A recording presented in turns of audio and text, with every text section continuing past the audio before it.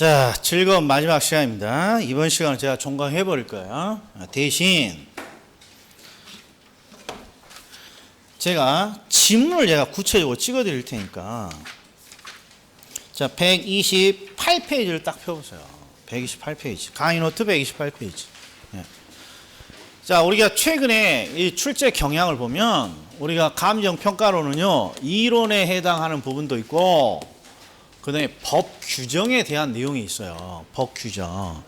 근데 압도적으로 어디가 많이 나옵니까? 요 법 규정에 있는 내용이 잘 나와요. 그러니까 지금부터 제가 체크해 드리는 문구는 법에 규정되어 있는 내용이고 시험에 거의 매년 나온다라고 생각하시면 돼. 많진 않아. 딱 1시간 분량으로 제가 준비해 왔으니까. 자, 일단 129페이지 오른쪽을 보시면 맨 밑에 이게 있어.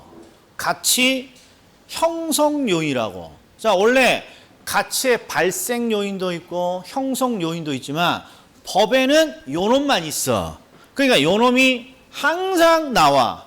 일단 하나 체크야. 그리고 나서 밑도 끝도 없이 바로 여기서 그냥 이해를 시켜버릴 거야. 대충이라도. 가치 형성 요인은 뭡니까? 그러면 가치에 영향을 주는 요인이에요, 이게. 가치 형성 요인은 가치에 영향을 주는 요인이야. 뭔 소리냐? 그러면 보셔.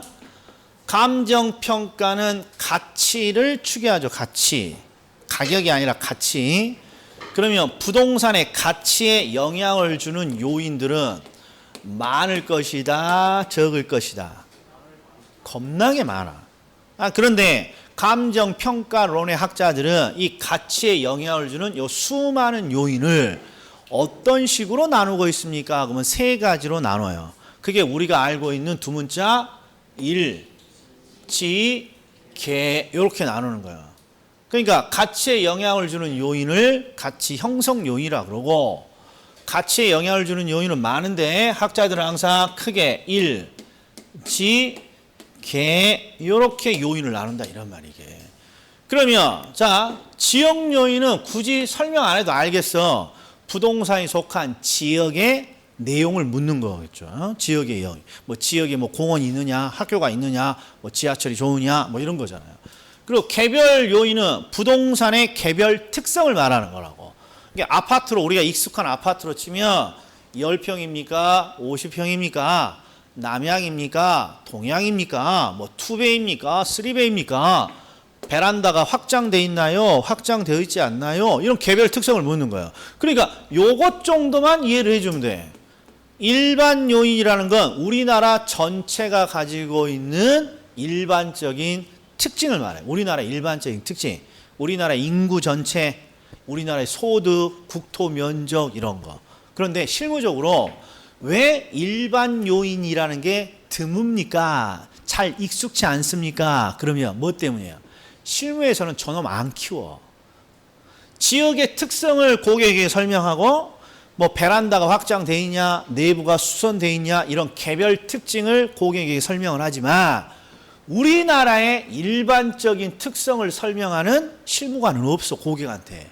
우리나라 인구가 어떻고 우리나라 일반 1인당 국민소득이 어떻고 이런 거 물어보진 않잖아요. 그러나 이론적으로는 크게 세 가지. 일, 지, 개 이렇게 나눈다. 그 다음에 또 포인트. 작년에 뭐가 나왔습니까? 이게 나왔어요. 자, 감정평가는 가치를 추계하는데 가치는 재화에 쓸모 있는 정도야. 재화에 쓸모 있는 정도. 근데 재화에 쓸모 있는 정도를 감정평가는 어떤 측면에서 파악하는 거야? 경제적인 측면의 가치를 뭔가 판단하겠죠. 경제적인 측면의 가치를. 그러니까 정확한 법 문구는 가치 형성 요인은 경제적인 측면의 가치에 영향을 주는 요인이고 이걸 크게 일직에 세 가지로 나눈다는 거야. 작년 시험에 얘가 뭐라고 나오냐? 경제적 가치가 아니라 세상의 시장 가치에 영향을 준다. 이런 식으로 나왔다고. 어려웠어요, 작년에. 그냥 대충 이것 거 같다라고 했지만 쉽지 않았단 말이에요. 자, 그럼 하나 찍어드렸어. 자, 그 다음에 두 번째. 한 장을 넘기셔. 자, 131페이지에 보면 지역 분석과 개별 분석 있죠? 100% 나와. 지역과 개별 분석 100% 나와. 자, 일단 잘 보셔. 두 문자가 있죠. 얘는 지역 분석은 항상 지역 요인을 분석하고 지역의 표준적인 이용과 지역의 가격 수준을 찾는 과정입니다. 그래서 지표 수준이고, 개별 분석은 개별 요인을 분석하고 그 다음에 최유효 이용과 부동산의 구체적인 가격을 찾습니다. 개최 가격이고. 자, 그러면 이거 이제 하나 보자고요. 일단 지표 수준 개최 가격, 얘는 암기를 해야만 유리하다고 그랬어요. 자, 그럼 보시자고. 가치에 영향을 주는 요인을 크게 이렇게 세 가지로 나눈단 말이에요. 일지계 이렇게. 그런데 일반적인 요인은 우리나라가 가지고 있는 전체적인 특성인데 실무가들이 요건 고객한테 설명한다고 안 한다고? 안 한다고. 그러니까 일반적으로 가치를 찾을 때는 대부분 지역 요인을 분석하는 지역 분석을 하고 개별 특성을 분석하는 개별 분석 요 두 가지만 있는 거라고 이게. 우리가 일반 요인을 분석하는 걸 줄여서 일반 분석이라고 하는데 이런 일반 분석은 안 해 실무에서. 그러니까 가치를 추계할 때는 항상 부동산에 속한 지역에 대해서 분석을 하고 그 다음에 부동산 개별 부동산을 분석하는 두 가지만 되어 있는 거예요. 그래서 이게 지역과 개별 분석이에요. 자, 그런데 보시자고. 지역 분석은 대상이 속한 지역의 지역 요인을 분석합니다. 됐어.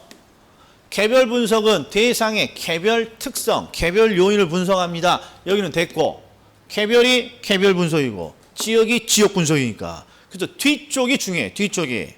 지역 분석은 표준적인 이용이라고 되어 있고, 지역의 가격 수준을 찾는다고 되어 있어. 지역의 가격 수준. 근데 낯선 게 뭐 하나가 낯설어요. 이게 낯설잖아요, 이게. 표준적이요. 그러니까 요것만 제가 이해시켜 드렸다고. 어떻게 했냐, 그러면. 내 부동산이 행복, 아파트, 단지 지역에 이렇게 내 부동산에 속해 있어. 내가 101호에 사는데. 그러면 이 101호의 가치를 분석할 때는 101호가 속해 있는 지역을 분석하는 거죠. 그러니까 지역 분석은 대부분 101호가 속해 있는 이 행복 아파트 단지, 요 단지를 분석하는 게 지역 분석이라고. 자, 그런데 이 행복 아파트 단지를 분석해서 행복 아파트 단지의 표준적인 이용이 뭡니까? 그러면 이 지역의 일반적이고 보편적이고 평균적인 이용을 말해. 이 지역의 일반적이고 보편적이고 평균적인 이용. 그러면 행복 아파트 단지 지역의 일반적이고 보편적이고 평균적인 이용은 뭔가요? 그럼 뭐라고 해줘야 돼? 참고하지 말고 그까이 거 대충 대답해줘. 이게 중요해. 행복 아파트 단지의 표준이 되는 이용이 뭔가요? 그러면 뭐라고 해줘요? 아파트라니까. 아파트라고 해주면 돼. 아파트. 아니, 아파트, 행복 아파트 단지인데 아파트가 표준이 되는 이용이겠죠. 그래서 우리가 낯선 거야. 왜? 실무에서는 이런 거 안 키워. 너무 당연한 소리를 하고 자빠져 있잖아, 이게. 고객한테 표준적인 이용은 아파트 이런 식으로 대답을 안 한다. 설명을 안 한단 말이에요. 누가 봐도 아파트니까. 그럼 또 보세요. 내 지역이 단독주택으로 이루어진 소규모의 지역이에요. 단독주택. 그럼 이 단독주택 지역의 표준이 되는 이용은 뭐라고 하면 돼요? 그래, 그 단독주택이 표준이 되는 이용이라면 그러니까 실무에서 안 하는 거야. 그러니까 더 낯선 거란 말이야. 그럼 보셔. 마지막으로 연신내역 주변에 표준이 되는 이용이 뭡니까? 그러면 최소한 주택은 아니야. 단독주택 아니야. 공동주택도 아니고 상가라든지 상가 빌딩 같아요. 이게 표준이 되는 이용이란 말이에요. 그러니까 지역에 표준이 되는 이용을 찾고 그 지역의 가격 수준을 확인해 보는 거에 지역 분석이란 말이에요. 자, 그 다음에 개별 분석은 자, 표준적인 이용이 아니라 대상을 어떻게 하면 가장 유효하게 이용할 것이냐. 그 최유효 이용을 분석해 보고 그 다음에 구체적인 가격을 찾죠. 그래서 개최 가격 이렇게 암기하고 있는 거예요. 그럼 왜 암기를 해야 됩니까? 자, 체크는 하지 마시고 우리 지역 분석, 개별 분석 박스에서 3번을 보셔. 지역 분석이 나오면 항상 어떤 이용이 나와야 되고 표준적인 이용. 개별 분석이 나오면 항상 어떤 이용이 나와야 되고 최유효 이용 이렇게 물어본단 말이에요. 4번은 지역 분석이 나오면 항상 지역의 가격 수준이고 개별 분석이 나오면 구체적인 가격이고 그래서 지표 수준 개체가격을 암기하는 거예요. 그다음 마지막 6번 지역 분석은 개별 분석 지역 분석과 개별 분석 중에 항상 뭘 먼저 분석하는 거예요. 지역을 먼저 분석하겠죠.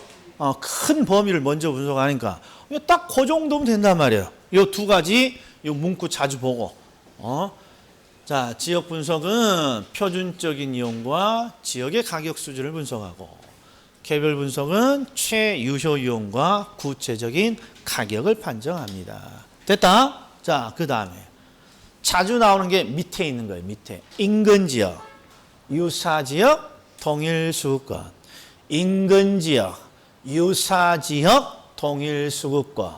그럼 일단 포인트만 잡아보면 대상이 속한 지역입니다. 이렇게 되어 있고 인근 지역은 대상이 속한 지역이고 유사 지역은 뭐라고 되어 있냐? 뒤쪽에 뭐와 유사한 지역이에요? 인근 지역이죠. 인근 지역과 유사한 특성을 갖는 지역이니까 인근 지역과 유사한 지역을 말해요. 인근 지역은 대상이 속한 지역이고 유사 지역은 인근 지역이랑 유사한 지역을 말해요. 이게 뭔 소리냐? 그럼 보셔. 자, 내 부동산이 행복 아파트 단지에 내 부동산이 이렇게 속해 있다 이런 말이에요. 그러면 지역을 분석할 때 먼저 행복 아파트 단지를 분석해야 되느냐?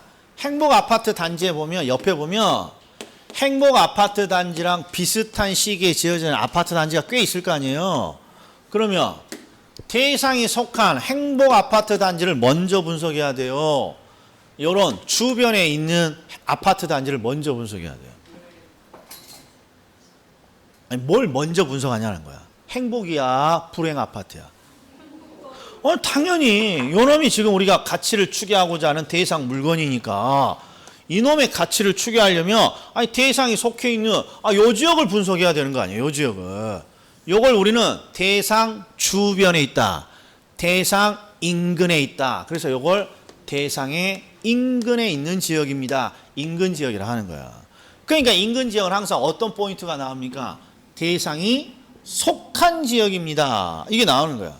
항상 대상이 인근에 있는 게 인근 지역이에요. 이걸 먼저 분석해야 된단 말이에요. 그런데 인근 지역에서 분석을 해서 목적이 끝날 수도 있지만 인근 지역에서 목적을 다 달성할 수 없을 때가 있어요. 그러면 주변에 있는 요 행복 아파트 단지랑 비슷한 지역을 더 분석할 수도 있겠죠.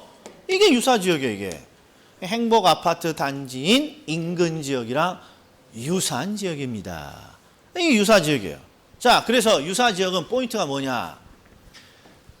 대상 부동산이 속하지 아니하는 지역입니다. 이건 포인트가 아니야.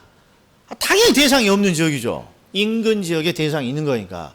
그러니까 뒤쪽인 인근 지역과 유사한 특성을 갖는 지역입니다. 이게 포인트예요. 자, 다시 행복 아파트 단지에 101호가 속해 있다면 101호의 가치를 판단하려면 당연히 101호가 속한 인근에 있는 요 지역을 분석해야 되는 거야.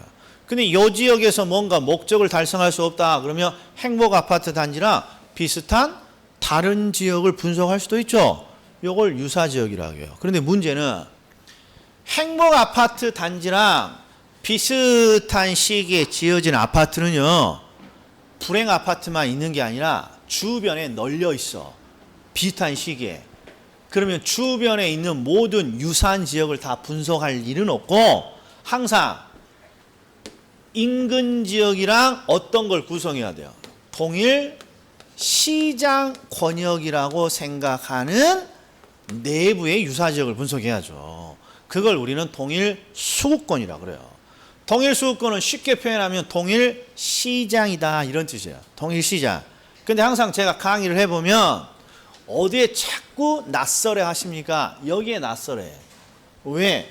이게 뭔가 명확치 않아 문구가. 그래서 제가 이렇게 설명을 한단 말이에요. 항상. 자, 대상 부동산과 그 다음에 가로를 치라 그래 이렇게. 대체 경쟁 관계가 성립하고 가치 형성에 서로 영향을 미치는 이렇게. 그리고 나서 두 글자로 뭐라고 고치냐?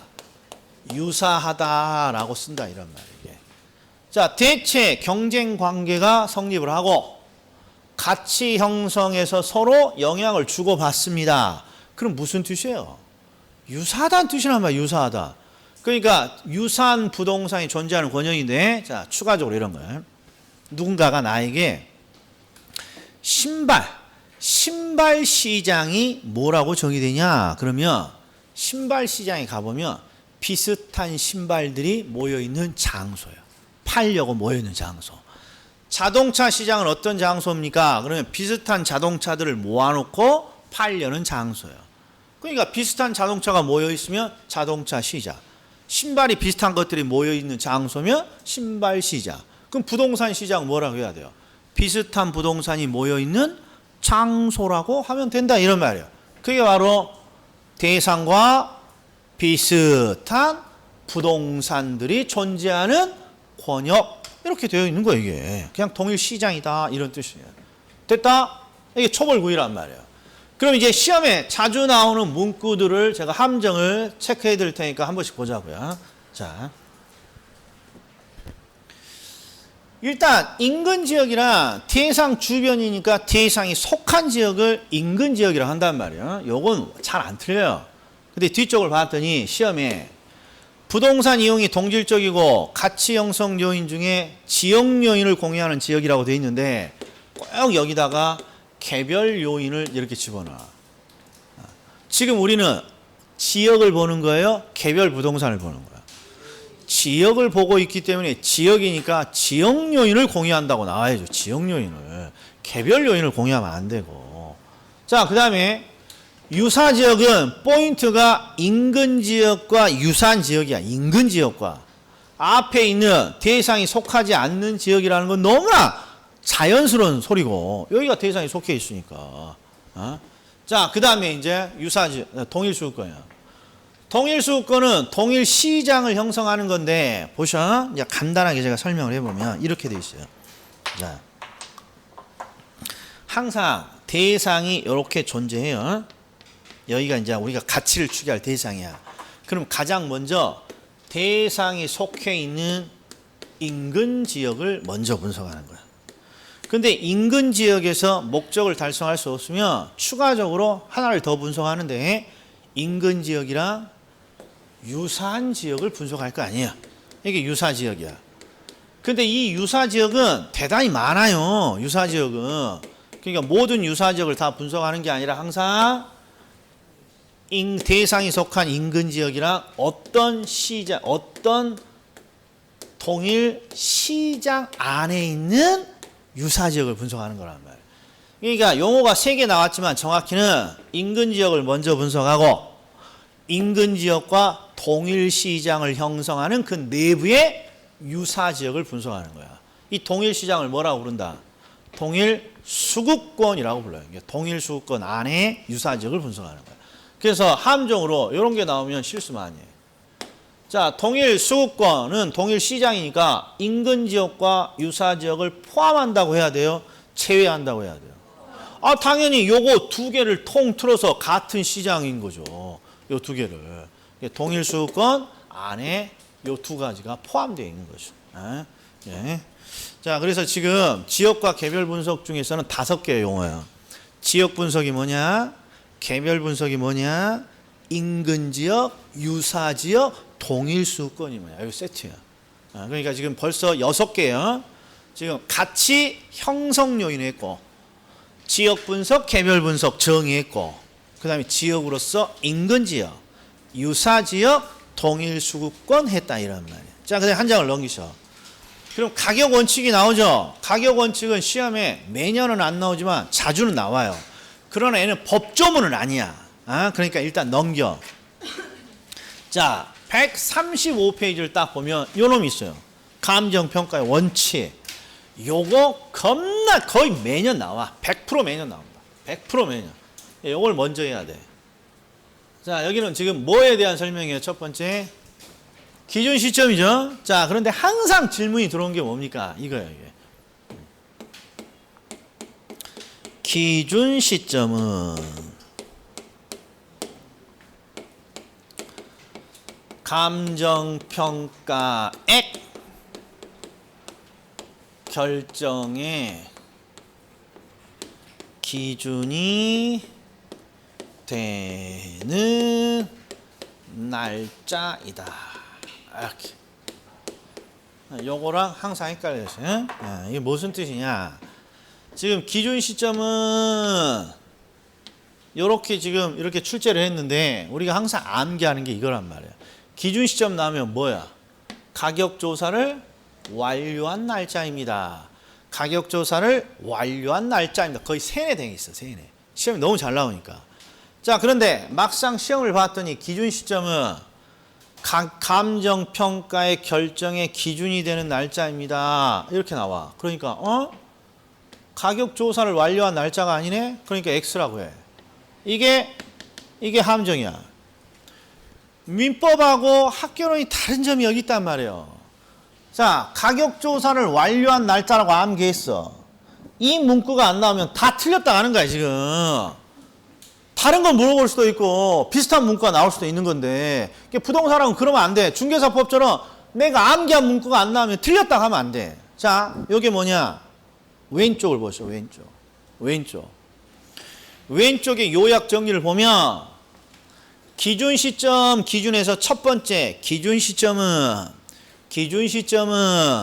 감정평가의 결정의 기준이 되는 날짜입니다. 그러니까 요 기준이 되는 날짜를 영어로 한문으로 기준 시점이라고 한다 이런 말 이게. 그러니까 요 문구는 뭡니까? 이 기준 시점에 용어가 뭔지를 물어보는 거라고. 이 용어가. 그리고 여기에 있는 요 내용은 기준이 요 용어를 구체적으로 어떻게 써먹느냐를 내는 거고. 그러니까 우리가 공법으로 치면 이거예요. 공법에 도시군 관리 계획이 뭡니까? 용어 정리가 있어요, 없어요? 국토계획법 2조에 용어 정리가 있단 말이에요. 그 용어 정리가 있고 도시군 관리 계획을 설명하는 내용이 있잖아요. 도시군 관리 내역에는 뭐 용도지역, 용도구역, 뭐 이런 지정 설정 변경에 관한 내용이 들어가 있고 그거랑 똑같단 말이에요. 이건 용어 정리고 이거에 대한 구체적인 설명이 요거란 말이에요, 이게. 그러니까 기준 시점이라는 용어는 감정평가에서 처음으로 등장하는데 이 용어가 뭐냐? 감정평가액은 말이야 가치야, 가치. 근데 가치는 끊임없이 변하니까 가치를 결정하는 기준 시점이 필요해. 그걸 가치 결정의 기준이 되는 날짜를 기준 시점이라고 해. 이런 거예요. 용어 정리야. 그럼 이제 구체적으로 기준 시점은 어떻게 되니가 이제 요 두 문장이야. 구체적으로는. 구분하셔야 돼. 용어 정리냐, 구체적인 내용을 설명하고 있느냐, 요거란 말이에요. 그럼 보셔. 원래 기준 시점, 감정평가의 결정의 기준이 되는 날짜는 의뢰인이 찍어줘야 돼. 예를 들어서 보세요. 의뢰인이 내가 가치가 궁금해. 부동산의 가치가. 그래서 평가업자에게 내가 거주하는 아파트의 가치를 좀 추계해 주세요. 이렇게 의뢰했단 말이에요. 그러면 이 평가업자가 뭐라 그러냐? 가치는 끊임없이 변하는 거니까 몇 월 몇 일자로 가치를 추계해 줄까요? 했더니 내가 7월 1일자로 매매를 할 생각이니까 7월 1일자의 가치로 뭔가 좀 구해 주세요. 그러면 이 7월 1일이 뭐예요? 감정평가의 결정의 기준이 되는 날짜다 이 말이에요. 이걸 기준 시점이라고 한다 이런 말이에요. 7월 1일. 이런 식으로 누가 찍어줘야 돼. 의뢰인이 기준 시점을 콕 찍어줘야 돼. 원칙은. 자, 그런데 대부분 의뢰인들이 기준 시점을 찍어줍니까? 그러면 안 찍어줘. 왜 안 찍어줘? 6개월 동안 배운 우리도 기준 시점이 뭔지 지금 가물가물한데 배우지도 않은 일반인들이 알 턱이 없다 이런 말 이게. 그러니까 기준 시점을 원래 가치를 활용할 의뢰인이 몇 월 몇 일자 가치로 추계해 주세요 라고 요청하는 것이지만 대부분 실무에서 의뢰인의 요청이 없어요. 그러면 의뢰인에게 꼬치꼬치 캐묻지 말고 그냥 법은 가격조사를 완료한 날짜로 그냥 하자. 이렇게 규정이 되어 있는 거예요. 그러니까 의뢰인의 요청이 없다면 가격조사를 완료한 날짜로 그냥 하기로 법이 지금 구체적으로 정해놓은 거야. 그런데 밑을 봤더니 기준 시점이 미리 정해져 있습니다 라고 되어 있죠. 이 경우가 의뢰인이 정해준 경우야. 그럼 의뢰인이 정해줬다면 의뢰인이 정해준 그 일자를 기준 시점으로 하면 되는 거예요? 그래서 기준 시점으로 할 수 있다. 이렇게 되어 있는 거야. 다시 기준 시점이라는 건 원칙적으로 의뢰인이 정해주는 게 원칙이에요. 그런데 대부분 의뢰인이 정해준다고 안 정해준다고 모르기 때문에 그래서 의뢰인의 결정이 없다면 그냥 가격조사를 완료한 날짜로 그냥 기준 시점을 하세요 라고 되어 있는 거야. 그런데 만약에 의뢰인이 기준 시점을 미리 정해줬습니다. 그러면 당연히 그 일자를 기준 시점으로 정할 수 있겠죠. 자, 그런데 항상 뭐는 확인해 봐야 돼. 가격조사는 가능해야 가격을 산정할 테니까 최소한 가격조사가 가능한지 정도는 확인해 보고 그 일자를 기준 시점으로 할 수 있습니다. 정말 잘 나온단 말이에요. 그래서 기준 시점은 의뢰인이 안 정해주면 몇 월 며칠 가격조사를 완료한 날짜로 하고 의뢰인이 정해줬습니다. 그러면 가격조사가 가능한지를 확인해보고 그렇다면 그 일자를 기준 시점으로 할 수 있습니다. 어마무시하게 잘 나와. 어마무시하게. 올해도 반드시 나온다. 자, 그 다음에 자, 이번에는 뭐라고 돼 있어요? 감정평가액은 시장 가치를 기준으로 결정합니다. 자, 우리 감정평가는 가치를 추계하는 활동이잖아, 가치. 근데 가치 중에 어떤 가치로 가치를 추계합니까? 그러면 시장 가치야. 그러니까 여기는 반드시 뭘 물어봅니까? 시장 가치가 뭔지를 물어본다고. 시장 가치가 뭔지. 근데 시장 가치의 정의가 더럽게 길어. 읽다 보면 숨 넘어가 죽는단 말이야. 그래서 항상 두 가지만 확인하자 그랬어. 어떻게 확인하느냐? 첫 번째, 시장 가치가 나오면 항상 두 가지야. 어떤 시장이냐 이거 확인해야 돼. 남대문 시장이냐 동대문 시장이냐 요 시장을 확인하고 가치가 어떤 성격을 갖고 있느냐 요 두 가지만 설명해 주면 돼. 어떤 시장에 어떤 가치냐. 그럼 보셔. 어떤 시장이라고 돼 있어. 남대문도 아니고 동대문도 아니고 통상적인 시장이라고 돼 있어. 그리고 어떤 가치입니까? 그러면 성립될 가능성이 가장 높다고 인정되는 가액입니다. 이게 성격이야. 가치에. 이게 꼬랑지하고 대가리만 확인하시면 된다. 근데 대부분 질문은 어디서 옵니까? 여기서 와. 여기서 맨날 함정이 빠져. 그러니까 요걸 명확히 이해해 줘야 돼. 요거. 성립될 가능성이 가장 높은 가액이라는 거야. 그러면 제가 이 사례를 들었어요. 자, 중개사 사장님이 오피스텔을 거래했는데 10건을 거래했어요. 10건을. 그런데 비슷한 5건. 한 건은 얼마로 거래됐습니까? 5억에 거래됐어. 또 한 건은 얼마에 거래됐어요? 4억에 거래됐어.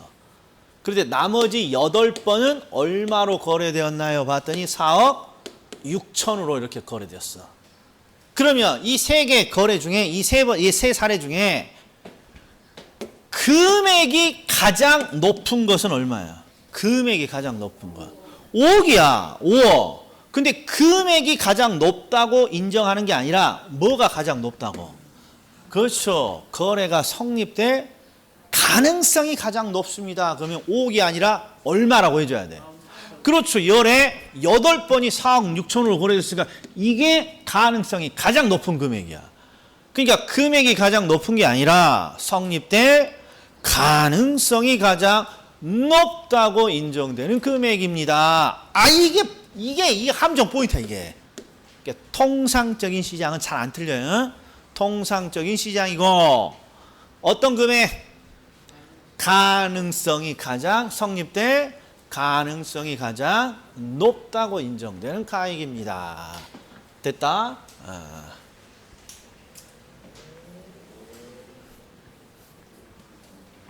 자, 초벌구이 또 하나 있어. 초벌구이. 그 다음에 세 번째가 아니야. 요건 자 단서가 있어요. 3번. 자, 요거 체크하지 마셔. 감정평가업자는 법령에 규정이 있거나 의뢰인의 요청. 이게 포인트야. 의뢰인의 요청. 의뢰인의 요청. 자, 서비스업은 의뢰인이 요청하면 다 들어줘야 돼. 들어와서 나 안 들어줄란다 이래. 서비스업은. 그래서 꼴뱅이 싫어도 웬만하면 들어줘야지. 나 들어와서 나 이 꼴 저 꼴 보기 싫어서 나 너한테 의뢰 안 받을라라. 그러면 또 못 보잖아요. 이게 포인트야. 의뢰인의 요청이 있다면 웬만하면 다 들어주는 거예요. 이게 여기에 핵심은 뭐냐? 의뢰인의 요청이 있다면 뒤쪽이 할 수 있다야. 의뢰인이 요청하면 나 못하겠어 이래야 돼. 할 수 있어요 이렇게 대답해야 돼. 이게 핵심이라면 이게 법조문이 이건 우리 수준까지는 아니요. 이건 아주 그냥 세부적인 법조문이어서 평가론에서는 중요하지만 평가사이들은 중요하죠. 우리는 그렇게 중요하지 않아요. 포인트는 의뢰인의 요청이 있다면 할 수 있다. 이런 감에서 한번 이해만 하면 돼. 자, 대상 물건의 감정평가액을 시장가치 외에 그럼 핵심이 이런 거예요. 항상 가치 추계는 무엇을 기준으로 해? 시장 가치를 기준으로 한단 말이에요. 그런데 여기는 의뢰인이 요청으로 야 시장 가치가 아니라 시장 가치 이외의 가치. 예를 들어서 의뢰인이 나 투자할 거니까 투자 가치로 좀 평가를 해달라. 그러면 들어줘야 돼. 그렇게는 못하겠어요. 이렇게 말해야 돼. 그게 할 수 있다란 말 이게. 그러니까 뭐 거창하게 생각하지 말고 법령에 규정이 있으면 무조건 그렇게 해줘야 되고 법령에 규정이니까. 법령에 규정이 있거나 의뢰인이 요청이 있다면 시장 가치가 아니라 다른 가치로 할 수도 있습니다. 대충 상식적으로 설명이 되죠? 상식이란 말이에요. 그 다음에 또 4번. 자, 이것도 얘는 잘 나오니까 둘 다 그냥 한 바닥에다 넣어놨는데 자, 이거 보셔. 감정평가는 항상 무슨 시점을 그렇죠. 기준이 되는 시점을 먼저 결정하죠. 여기 기준 시점이에요. 그리고 이 기준 시점에서 항상 가치를 결정한단 말이에요. 자, 그런데 기준 시점에 대상 물건의 실제 이용 상황, 공법상 제한을 받는 상태를 기준으로 합니다. 이게 뭔 뜻이냐? 항상 가치는 있는 그대로를 반영해서 가치를 추계하는 거예요. 그렇지 않으면 뭔가 꾸며서 가치를 올리거나 꾸며서 가치를 낮춰줘야 돼요. 원칙이. 어떤 부동산의 가치가 얼마입니까? 물어보면 그 부동산에 있는 그대로를 반영해서 가치를 추계해줘야죠. 그게 바로 이 내용이에요. 그러니까 기존 시점에서 이 사람이 이용하고 있는 실제 이용 상황을 있는 그대로 반영하는 거고 실제 이용 상황을 있는 그대로를 반영하는 거고 그리고 공법상 제한도 있는 그대로를 반영해서 가치를 추계해 줘야죠. 가치를. 그러니까 있는 그대로니까 받는 상태야. 자, 그런데 이제 오해야. 카톡으로 이제 질문을 받다 보면 어떤 오해가 있습니까? 첫 번째, 요거. 공법상 제한. 이게 우리가 너무 많은 걸 알아서 그래. 너무 많은 걸. 자, 공법상 제한하면 우리 공법을 너무 많이 하다 보니까 공법상 제한하면 항상 거창한 것들이 나와요. 무슨 투기 거래 투기 과열지구, 무슨 조정지구, 개발 제한 구역, 뭐 토지 거래 허가 구역, 뭐 개발 허가 제도 오만 작가 있게 다 떠올라 공법상 제한. 그러나 부동산학은 그렇게 심오하지 않아. 항상 공법상 제한의 가장 기본적인 공법상 제한이 뭐예요? 용도지역이란 말이에요. 용도지역. 모든 나라가 가지고 있는 자, 모든 나라가 토지에 대해서 뭘 지정해? 용도를 지정하고 그 용도에 맞춰서 뭔가 토지를 이용하잖아요. 용도지역제가 가장 기본적인 공법상 제한이에요. 그러니까 누누이 말해. 부동산학에서 공법상 제한이 나왔는데 해석이 잘 안 돼요. 그러면 용도지역 넣으면 100%야. 용도지역 넣으면. 그럼 보셔. 자, 여기 사례를 한번 넣을 테니까. 자, 여기 2층 단독주택이 있어요. 2층 단독주택. 그리고 상업지역이야. 상업지역. 자, 그러면 기준 시점에 2층 단독주택이니까 실제 이용 상황을 어떻게 반영하는 거야? 있는 그대로 2층 단독주택이라고 반영을 한다 이런 말이에요. 그리고 이 단독주택이 주거지역은 아니고 어디 지역이 있어요? 상업지역이 있으면 상업지역을 있는 그대로 상업지역의 주택으로 평가하는 거예요? 주거지역의 주택으로 평가하는 거예요? 그거에 그냥 용도지역을 받는 상태를 너무 당연한 소리 하고 자빠져 있어 그냥. 기준 시점에 실제 이용하고 있는 상황을 있는 그대로 반영하고 공법상 제한도 있는 그대로를 반영한다 이런 말이에요. 이게 저 물건이라면 상업지역의 2층 단독주택으로 가정하고 있는 그대로 가치를 추계하는 거예요. 그런데 밑을 봤더니 뭐라고 또 돼 있냐. 법령에 규정이 있거나 또 누가 요청을 해. 의뢰인 요청해. 그럼 뒤쪽은 나 못하겠어요. 할 수 있어요. 이렇게 나와야 돼. 그렇죠. 일단 할 수 있다야. 할 수 있다. 의뢰인 요청하면 그래서 뭐라도 따다 줘야지 돈 주는데 할 수 있다. 이렇게 돼 있다. 할 수 있다. 근데 해석을 봤더니 자 기준 시점의 가치 형성 요인 등을 실제와 다르게 가정하거나 특수한 경우로 한정하는 조건을 붙여 평가할 수 있습니다. 그러면 이게 이제 먼저 이해 포인트가 이런 거예요. 지금 얘는 있는 그대로를 평가하면 2층 단독주택으로 가치를 추계해 줘야 돼요. 그런데 이 의뢰인이 뭐라고 요청했냐. 야, 이거 2층짜리인데 내일 말이야 내가 증축을 할 생각이야. 3층으로 증축을 할 생각이야. 그러니까 3층으로 내일 중축 공사 들어가니까 야 3층짜리로 뭔가 조건을 붙여서 3층이라는 조건으로 야 가치를 추계해 줄 수 없겠니? 그러면 뭐라고 해? 네 알겠습니다. 이렇게 해야 돼요? 나는 그렇게는 못하겠어. 이렇게 말해. 그게 조건을 붙여 감정평가할 수 있다 이런 말이에요. 그러니까 있는 그대로가 아니라 뭔가 다른 조건을 붙인다면 그 조건을 붙이겠다는 거야. 근데 뭐가 해석이 안 될 뿐이야. 앞에 있는 요 문구가 어려워 보이니까 그런 거야. 그럼 보세요. 기준 시점에서 가치 형성 요인은 가치에 영향을 주는 요인을 지금 분석하는 거 아니에요. 가치에 영향을 주는 요인. 근데 가치에 영향을 주는 요인은 항상 학자들이 일, 지, 개 이렇게 세 가지로 나누는데 자 2층 단독주택입니다. 그럼 이게 일, 지, 개 중에 뭐 같아요? 2층 단독주택입니다. 그러면 지역적인 특성은 아니잖아요. 이 개별 부동산이 가지고 있는 특성이지.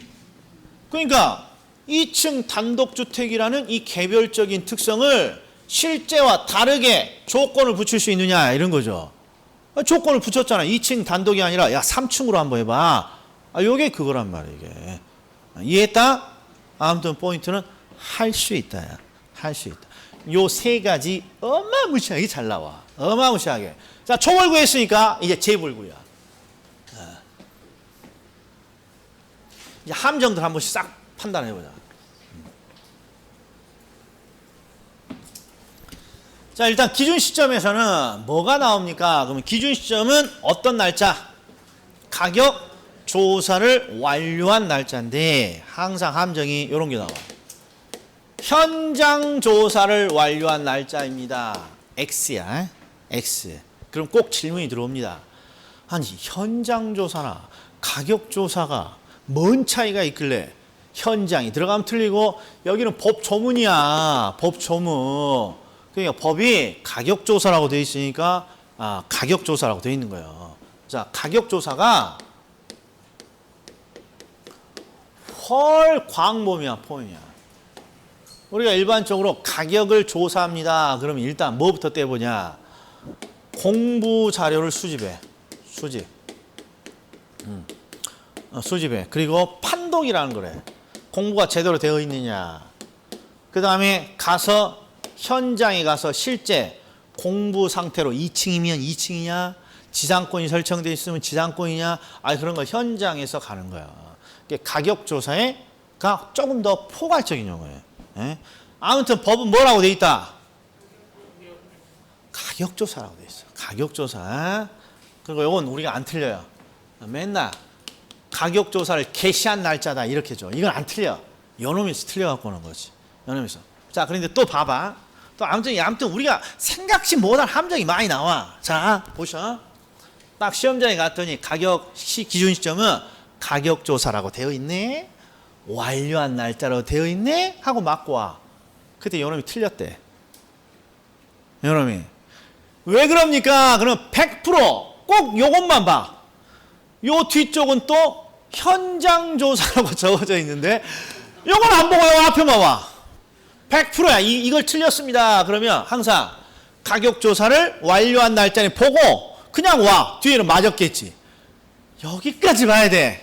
의뢰인이 정해주면 뭐가 가능한 경우에만 가격 조사가 여기도 가격 조사라고 돼 있다는 거야. 명심.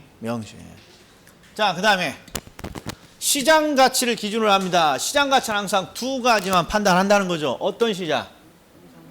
통상적인 시장. 어떤 성격의 가치? 성립될 가능성이 가장 높다고 인정되는 금액. 이게 성립될 가능성이 가장 높은 금액. 성립될 가능성이. 자, 그 다음에 감정평가는 항상 있는 그대로를 반영합니다. 있는 그대로를 반영합니다. 자, 기준 시점에서 이용 상황을 있는 그대로를 반영하는 거고. 공법상 제약 나오면 뭐라고 부른다고? 용도지역, 용도지역 등을 있는 그대로, 즉 받는 상태를 기준으로 합니다. 됐다? 그 다음에 하나 더 있어. 이제 밑에 보시면 일괄, 구분, 부분이야. 일괄, 구분, 부분. 일괄, 구분, 부분. 일구부라고 하는 거야. 일괄. 자, 일괄 평가란 두 개 이상의 물건이 항상 두 개로 시작해. 두 개. 포인트는 두 개가 나오면 합치겠다는 것 같아요? 나누겠다는 것 같아요? 두 개가 나오면 뭔가 합치겠다는 거야. 이게 일괄이야. 이게 두 개 이상의 물건이 일체로 거래되거나 용도상 대상 물건 상호간 불가분의 관계가 있습니다. 그러면 둘을 합쳐서 일괄해서 평가할 수 있습니다. 그럼 사례가 뭐였냐? 이렇게 보자고요. 자, 가치 추계가 의뢰 왔는데 3-1번 토지하고 4-1번 토지가 이렇게 가치 추계가 의뢰 왔어요. 그럼 몇 개 물건이 의뢰 들어온 거야? 두 개가 의뢰 들어온 거예요. 그러면 항상 어떻게 가치를 추계합니까? 3-1번 따로 가치를 추계하고 4-1번 가치 따로따로 각각 따로따로 추계하는 게 원칙이겠죠. 그런데 현장에 나가봤더니 어떤 일이 있습니까? 이 두 개를 하나의 건축물의 바닥 토지로 함께 이용되고 있단 말이에요. 함께 두 토지가. 그럼 가치가 따로따로 만들어지는 거예요? 함께 만들어내는 거예요. 그렇죠. 함께 만들어낸다고 봐야 돼요. 함께 이용되니까. 그게 바로 일체로 거래되고 상호 불가분의 관계에 있다는 거예요. 그럼 어떻게? 두 개의 물건이지만 둘을 합쳐서 하나의 토지로 평가를 할 수 있다. 이런 말이에요. 그 다음에 요놈. 하나의 물건이라고 시작해. 하나. 그럼 하나를 쪼갠다고 나와야 될 거 아니에요. 뒤쪽은. 하나는 구분하여 평가할 수 있습니다. 그럼 이제 대표적인 사례가 요거였죠. 자, 도로변에 내가 토지를 하나 가지고 있는데 요 앞쪽은 상업지역이 지정되어 있고 요 뒤쪽은 주거지역으로 이렇게 지정이 되어 있어. 주거지역으로. 그러면 하나의 물건이지만 상업지역의 부분과 주거지역의 부분의 가치가 달라질 수 있죠. 그러면 요쪽 따로 쪼개겠다 이런 거야. 요쪽 따로 쪼갭니다. 이걸 구분해서 평가합니다. 이걸 구분평가라고 한단 말이에요. 구분해서 평가할 수 있다. 이게 포인트야. 두 개 이상 물건이 나오면 둘을 합쳐서 뭐 할 수 있는 거고 일괄해서 평가할 수 있는 거고 그 다음에 하나의 물건 이렇게 시작하면 하나의 물건이라도 가치를 달리하는 부분이 있다면 쪼갤 수 있다 이런 거예요. 그러니까 이 두 개는 어려워하지 않아. 딱 한 번 이해하고 한 번만 읽으면 항상 요 놈이 문제야.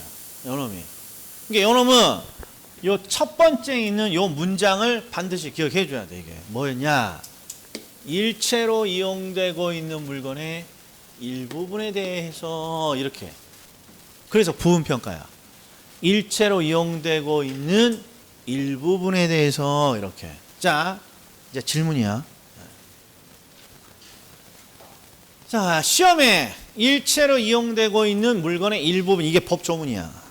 그런데 시험에 어떻게 낸 적이 있냐? 일자를 뺐어. 일체로 이용되고 있는 물건의 부분에 대해서 이렇게. 일부분이 아니라 시험에서 부분이라고 냈다고. 그러면 짝끄서 불어야 된다? 아니야. 뭔 차이가 있겠어? 그냥 넘어간다. 짝끄서 불어야 돼. 그냥 대충 넘어가 불어야 돼. 빨리 결정하죠.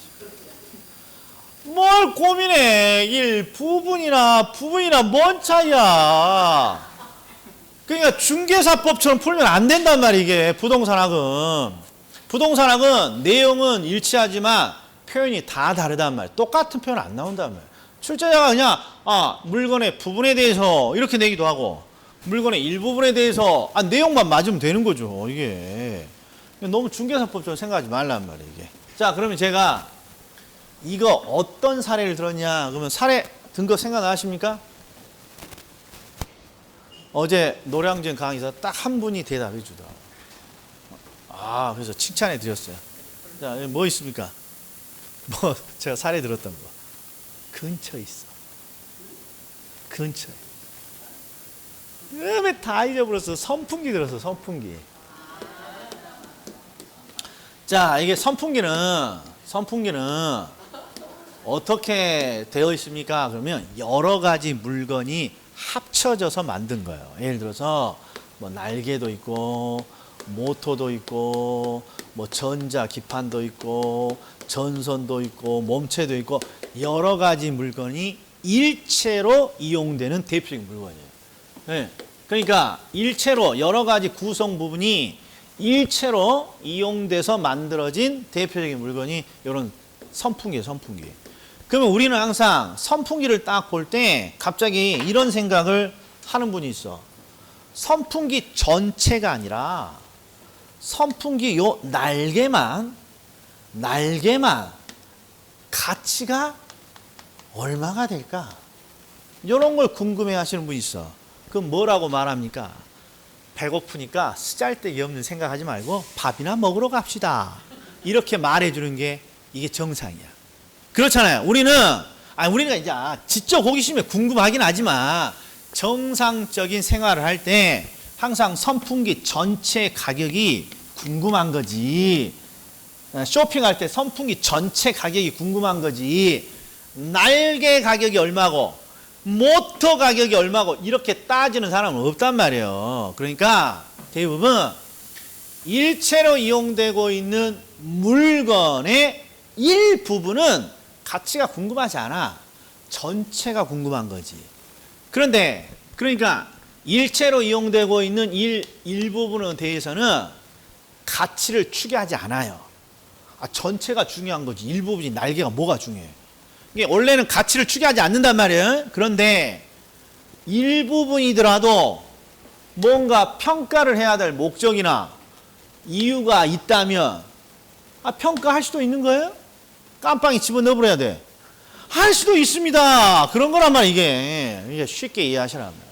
일체로 이용되고 있는 물건의 일부분은 일반적으로 가치가 궁금하지 않아요. 전체 가치가 궁금한 거지. 그러나 필요에 따라서는 그렇게 할 목적이나 그렇게 할 이유가 있단 말이야. 그러면 그런 부분에 대해서도 평가를 할 수도 있습니다. 이거야. 그럼 여기 논점은 뭐겠어요? 논점은 이 일괄, 구분, 부분평가의 논점은 이해가 됐다면 논점이 이 법조문에서 항상 요걸 봐야 돼요. 여기서부터 출제를 해요. 여기서부터. 자, 2개 이상의 물건이, 그러니까 2개 이상의 물건이 두 개 이상의 물건이 이렇게 시작해. 두 개. 그러면 둘을 합쳐서 일괄이라고 되어 있는 줄 알아야 돼. 일괄. 하나의 물건입니다. 그러면 하나를 쪼개서 구분해서 평가합니다. 라고 되어 있는지. 요 두 개가 압도적이야. 요게 나오면 조금 어려운데 얘는 일체로 이용되고 있는 물건의 일부분 이렇게. 일체로 이용되고 있는 물건의 일부분 이렇게. 그리고 또 뭐가 시험에 나옵니까? 그러면 자 138페이지 보시죠. 138, 139. 그러면 방식의 정의 몇 개가 있어요? 뭐 7개 나와 있잖아요. 요거까지 하게 되면 제가 마지막에 계산 문제 2개 찍어드려요. 거의 비슷하게 나와. 계산 문제. 그러면 거의 다 맞춰올 수도 있어요. 지금까지 제가 한 거. 그런데 뭐는 하기가 싫어 자꾸. 138, 139는 하기 싫어. 그래서 원래는 이런 거 있죠. 어제 제가 오전부터 강의를 했는데 어제 오전에는 여기까지 빠르게 하고 이거 설명을 했어. 그랬더니 어떤 분이 나 못하겠어 라고 나와. 그래서 야간 수업에서는 이걸 뺐어. 일단 체크만 해놔요 나오니까. 그랬더니 일단 요 앞에까지 하고 생각하랍니다 라고 하니까 여기도 마찬가지야. 그러니까 노량진 오전밤만 피본 거야. 제가 그래서 천천히 지금 여기까지를 조금 더 이해시키는 쪽으로 갔어요. 그러니까 잘 보셔. 가격 공시대로 목숨을 걸고 맞춰야 돼. 제가 하니까. 그리고 잘 맞출 수 있어. 그리고 감정평가의 방식 이런 게 어렵습니다. 그러면 일단 좀 제껴놔. 뭐부터 돼야 돼? 가치 형성 요인이 뭡니까? 요인이 뭡니까? 눈에 탁탁탁 들어와야 돼. 가치 형성 요인. 그 다음에 지역 분석이 뭡니까? 개별 분석이 뭡니까? 인근 지역이 뭐고 유사 지역이 뭐고 동일 수급권이 뭡니까? 눈에 탁탁탁 들어와야 돼. 그 다음에 기준 시점이 뭐고요? 시장 가치가 뭐고요? 현황 평가가 뭐고요? 일괄 평가가 뭐고요? 구분 평가가 뭐고요? 부분 평가가 뭐 일단 이것부터 해. 그 다음에 감정 평가 방식 하게 되면 무조건 플러스야 또. 그러니까 여기까지야.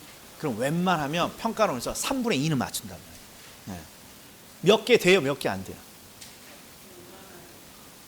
봐봐. 자, 주제로 따지면 가치 형성 요인, 지역 분석, 개별 분석, 인근 지역, 유사 지역, 동일 수건. 나 이랬지만 논점 2개야. 지역과 개별 분석과 관련된 거.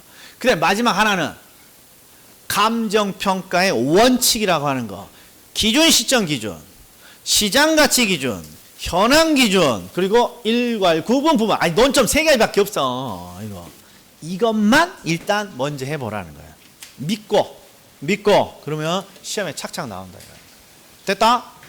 자, 그럼 이제 다음 주부터 이제 우리가 7월 8월인데 7월 8월 달에 핵심이 항상 7월 8월 오후에 참여하는 우리 그 단원별 모의고사예요. 항상 단원별 모의고사는 문제를 푼다는 게 강의를 듣는다는 게 중요한 게 아니에요. 우리 7월 8월 모의고사에 관심이 대부분 많아요. 방문각 수강생분들은 그건 웬만하면 다 해요. 근데 문제는 강의를 듣는 게 중요한 게 아니라 7월 8월부터는 어떤 과정이 들어가 있다는 게 중요해요. 시간을 정해놓고 문제를 풀고 마킹을 한다는 게 중요해요. 몇 문제 풉니까? 30문제야. 30문제. 주제별로 30문제. 그러니까 오후에 특강은 항상 문제를 풀고 내가 어떤 걸 실수했고 요걸 체크하는 게 중요하단 말이에요. 강의도 중요하지만. 자, 그리고 오전 강의는 어떤 식으로 갑니까? 요런 식으로 계속 가. 요런 식으로. 대신 문제를 조금 더 늘릴 거야. 왜? 우리 6월달 본 문제도 또 풀어야 될 거 아니야? 그러니까 문제가 조금 더 들어가. 그래서 최소한 7월 8월달 오전에는 이렇게 짤막하게 논점 정리하고, 그래서 계속해서 기출문제는 그냥 종류별로 다 볼 거야. 그냥 10년치든 20년치든 한번 시간 되는 대로 한번. 그리고 나서 이제 어떻게든 이제 실전 모의고사에서 한번 풀어보는 거란 말이에요. 됐습니까? 네. 특히 오늘 딱 한 거 감정평가의 베스트 오브 베스트지 뭐. 그거는 꼭 해주시기 바랍니다. 자, 잠깐 수업 끝났으니까 내가 조금 말해도 되죠. 다음 주에 진도는 뭡니까? 그럼 일단 당연히 1장 나갈 거야. 1장. 근데 1장만 나가면 양이 너무 적어. 그래서 대부분 제가 어떤 식으로 옛날에 했냐 그러면 경제론에 1장 총론에다가 경제론 앞부분을 살짝 플러스했어. 그랬더니 반응이 안 좋아. 경제는 항상 통으로 한번 하고 그냥 버려버리고 싶은 거야. 그래서 다음에는 우리 학습 계획표를 보면 1장에다가 관리론하고 마케팅론, 단순 암기 두 가지를 제가 추가해서 할 거예요. 1장하고 그 다음에 관리, 마케팅. 그러면 다음 주에 하면 몇 문제입니까? 그러면 운 좋으면 5문제. 보편적으로 목숨을 걸고 4문제로 나오는 거예요. 이게 보통 이제 1시간에 시험에 나올 만한 것들 한 6개나 5개 정도를 대부분 빠르게 본단 말이에요, 이게. 그러니까 이번 기회에 암기 잘 하셔야 돼요. 자, 그리고 나 뭔가 예습을 좀 하고 싶습니다. 시험 보니까 예습을 좀 하고 싶습니다. 그럼 어떤 방법이 있어요? 우리가 오후에 시험 보니까 어차피 오전에 제가 강의 쭉 돌릴 거야. 기출문제 풀면서. 그럴 수도 있는데 내가 또 시험 준비를 좀 해보겠습니다. 예습을 좀 하겠습니다. 유일하게 예습을 하는 시간이 여기에요. 예습을 하겠습니다. 그럼 어떤 거 활용할 거예요? 그렇죠. 강의 노트를 한번 읽고 오거나 그렇지 않으면 그렇죠. 빵꾸 노트에 제가 해설을 지금 유튜브와 카페에 지금 제대로 올리고 있잖아요. 이번 주에 유튜브 영상으로 카페에 뭐가 올라갑니까? 그러면 개발, 관리, 마케팅 올라가고 우리가 저번 주에 했던 거 뭐 있어요? 저번 주에 뭐 했지? 학자. 자, 학자 15명이에요? 16명. 17명 학자. 그렇죠. 그것도 싹 이번 주에 내가 틈 나면 다 올려드릴 거야. 그러니까 뭔가 예습을 좀 하겠습니다. 그러면 다른 과목과는 틀리 뭔가 쉽게 할 수 있는 방법이 많아. 빵꾸 노트 정도 내 거 저거 유튜브 짧은 거 대부분 20분이니까 그런 것들 하나 쭉 듣고 오시면 돼. 그리고 나서 강의 듣고 문제 풀고 그러면 된다고. 그러니까 학원을 쭉 따라오는 게 7, 8월의 과정이에요. 자, 여기까지. 그리고 질문 주실 분 질문 주시고 오늘 여기까지입니다.